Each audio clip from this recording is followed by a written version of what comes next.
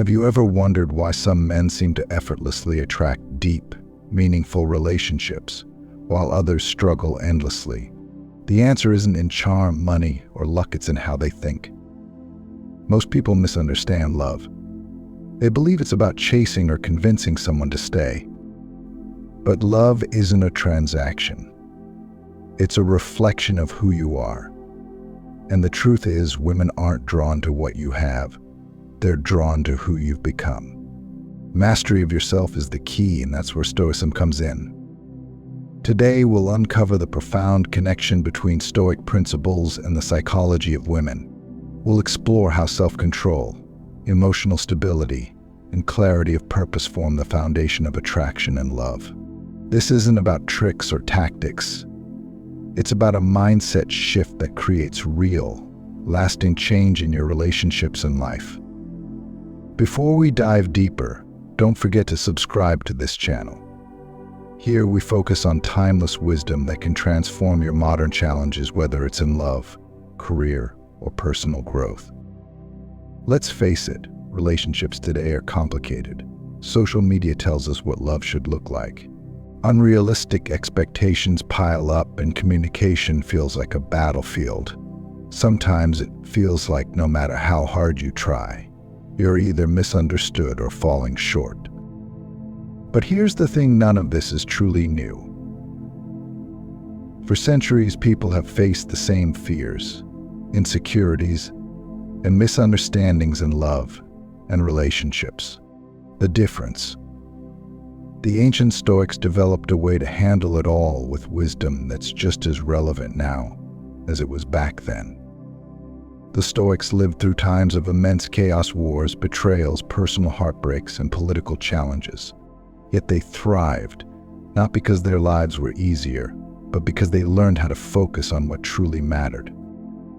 And that's what we're diving into today: how their philosophy can help you understand the psychology of women, navigate love, and build stronger, more meaningful connections. Think about Marcus Aurelius. Most people know him as the Emperor of Rome, but what they don't realize is that he also dealt with betrayal from those closest to him, the stress of raising children, and the weight of leading an empire through crisis. What made him stand out wasn't his power or position, it was his mindset. Instead of reacting impulsively to the challenges in his relationships, he applied Stoic principles, focusing on what he could control and letting go of the rest. I'll admit, I used to approach relationships all wrong. I would overthink every interaction, worrying about what people thought, doubting myself, and feeling like I had to earn love or approval. It was exhausting. But when I started studying Stoicism, everything shifted. I stopped trying to control what I couldn't, and I focused on improving myself, my thoughts, my actions, and my emotional discipline. And let me tell you, not only did my relationships improve, but my peace of mind did too. Now, let's break this down further. How exactly can Stoic principles transform the way you approach love and relationships? Let's start with one of the most powerful lessons: the dichotomy of control. Number 1, understanding control vs. influence. Let's start with one of the most fundamental principles in Stoicism, the dichotomy of control. This is the idea that in life, and especially in relationships, there are only two categories of things: those you can control and those you cannot. Here's how it works. You can control your own thoughts, emotions, and actions. You cannot control what others think, feel, or do.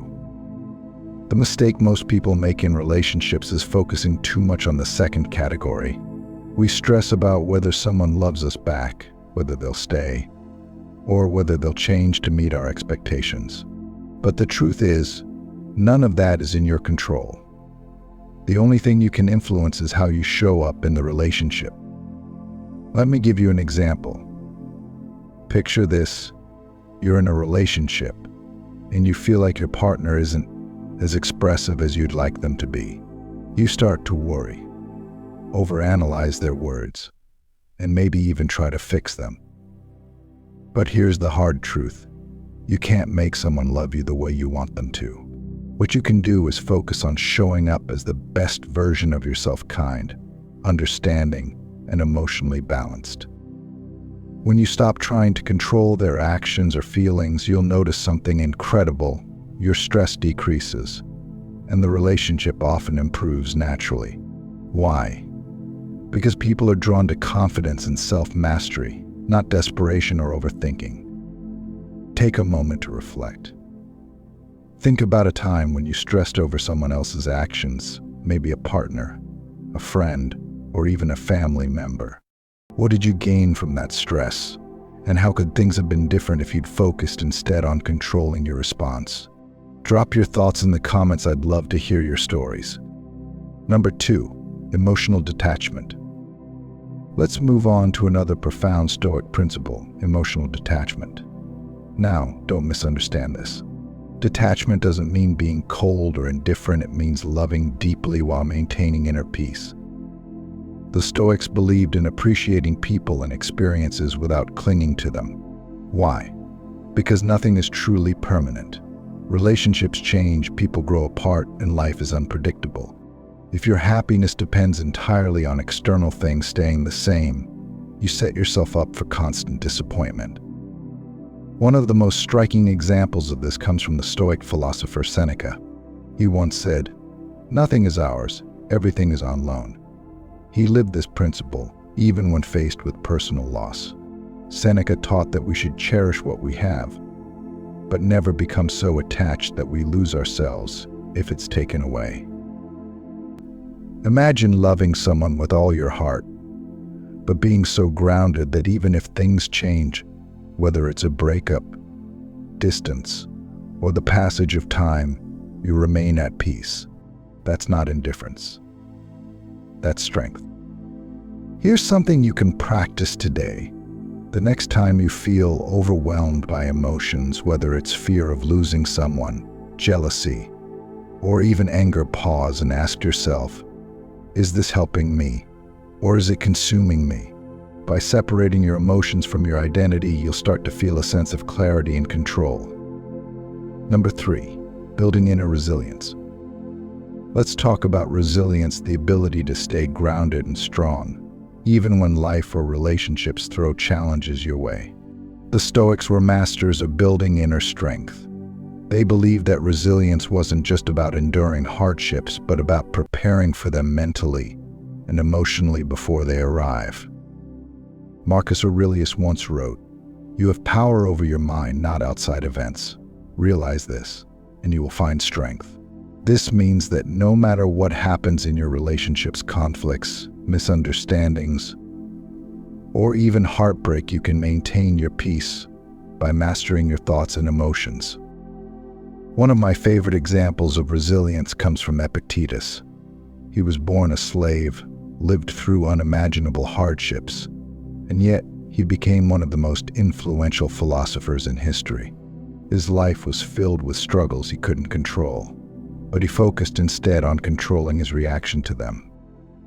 Think about this. If a man who had no control over his freedom could find peace and fulfillment, what's stopping us from doing the same in our relationships? Resilience is about training your mind to stay strong, regardless of external circumstances. Here's a practical exercise you can start today. Spend 2 minutes each morning visualizing potential challenges you might face during the day: an argument, rejection, or even just a tough conversation. Then, mentally rehearse how you'll respond with calm and grace. This practice, called negative visualization, was a core Stoic exercise that helps you stay composed when the unexpected happens. What's one situation in your life right now that feels overwhelming? How might you approach it differently by focusing on your mindset rather than the outcome? Let me know in the comments. Number 4, practicing gratitude and acceptance.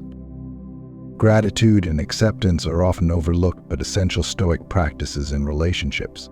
The Stoics taught that instead of yearning for what we don't have or trying to change others, we should focus on appreciating what's already in front of us.